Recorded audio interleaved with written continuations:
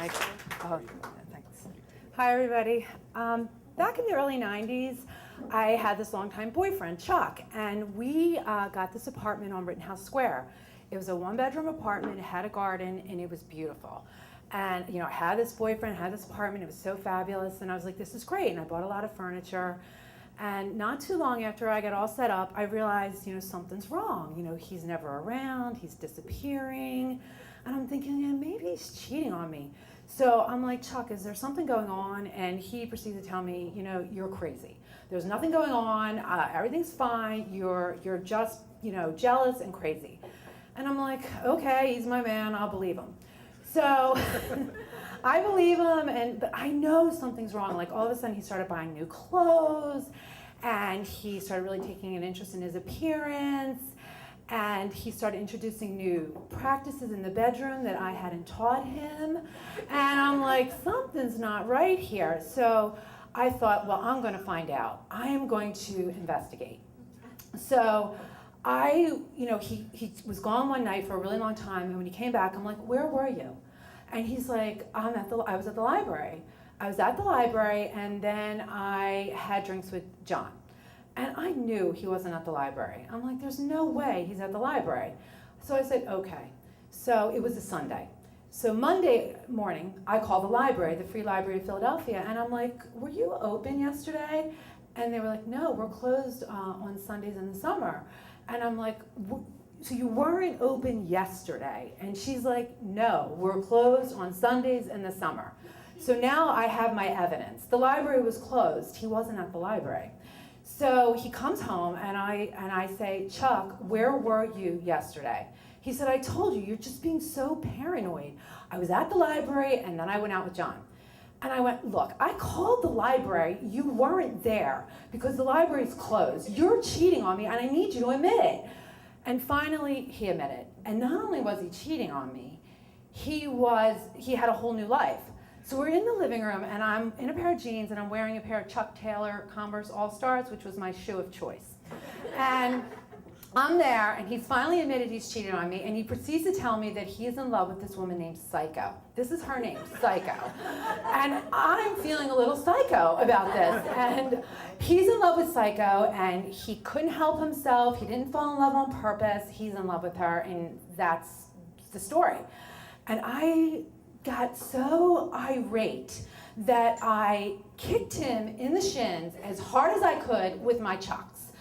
And needless to say, we broke up after that.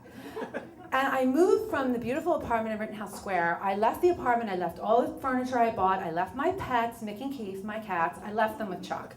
And I moved with my friends into Fishtown. Now, this was the early 90s, and Fishtown was not hip the way it is now. It was just Fishtown. And I'm living in Fishtown, and things are not good. I'm angry. And my neighbors are angry because it's Fishtown. And there's all these dogs in the neighborhood. Like, these people in Fishtown at this point had a lot of unleashed dogs, and the dogs are angry. We're all angry together. So what happens is, there was one dog in the neighborhood named Bandit, and Bandit was like this really cute dog, and he was like the neighborhood mayor. And I really liked Bandit, and he liked me. And one day, I'm walking to work, it's early in the morning, and I'm, going to my job, it's 8 o'clock in the morning, and I see the dog like a half a block away, and I think it's Bandit because I'm blind as a bat. I'm like, oh, it's Bandit. I'm like, oh, Bandit. Well, it's not Bandit. It's some other dog. It's one of these neighborhood angry dogs. And this dog is in front of me. He stands right in front of me, and I am like, oh my God. I go like this, and he goes like this. I'm like this, and we are at a standstill. And I'm like, oh, this dog is gonna bite me, and I'm really frightened. And I'm like, he's gonna bite me. And my roommate at the time, Linda, had been in the Peace Corps. So she'd been in the Peace Corps, and she told me that the village dogs were vicious sometimes, and how you would get them to go away is you would go, ch, ch, ch, and this would make the dogs go away. So I go, ch, ch, ch, to this dog, and it doesn't work, because the dog doesn't speak Spanish.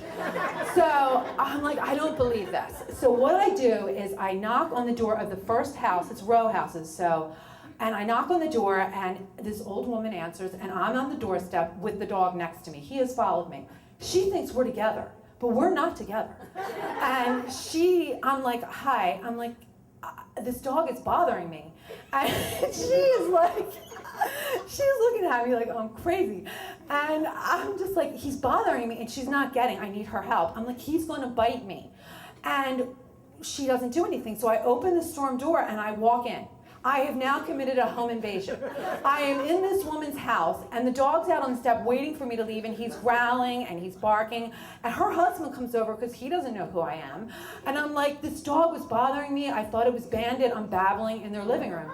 And he's like, yeah, I think it is Bandit. I'm like, no, it's not Bandit, and I'm not leaving. And they want me to leave.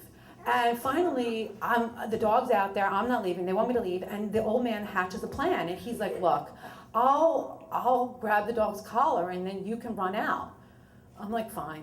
And he opens the door and he grabs the dog collar, and I ran all the way down Wildy Street, all the way down the next street, across Girard Avenue. I didn't stop running until I crossed Girard Avenue, and I was like, thank God I got away from that dog.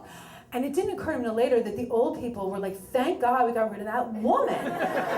So a year passes, and I'm over this guy Chuck, and I'm fine. I'm happy living in Fishtown. I have all these new friends. Everyone's really sweet. I'm happy to be there. And I run into Chuck at 18th and Chestnut, and he's dressed in like a blue blazer, and he looks really nice. I do not. I have my Chucks on. And he says to me, hey, and I'm like, hey. And I'm like, he's like, how you doing? I'm like, I'm good, how are you? He's like, well, Psycho and I moved into, I think it was the Claridge, on Rittenhouse Square, those apartments. We moved into the Claridge. I'm living in Fishtown, he's in the Claridge. And I'm like, great. And he's like, yeah, and he starts to proceed to tell me like about all his things. He's something about his blazer, and then he talks about his shoes. He's like, what do you think of these shoes? I'm like, they're nice. He's like, $150, Italian leather.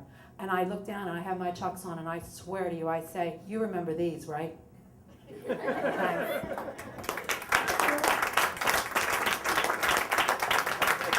Can you grab your... Oh.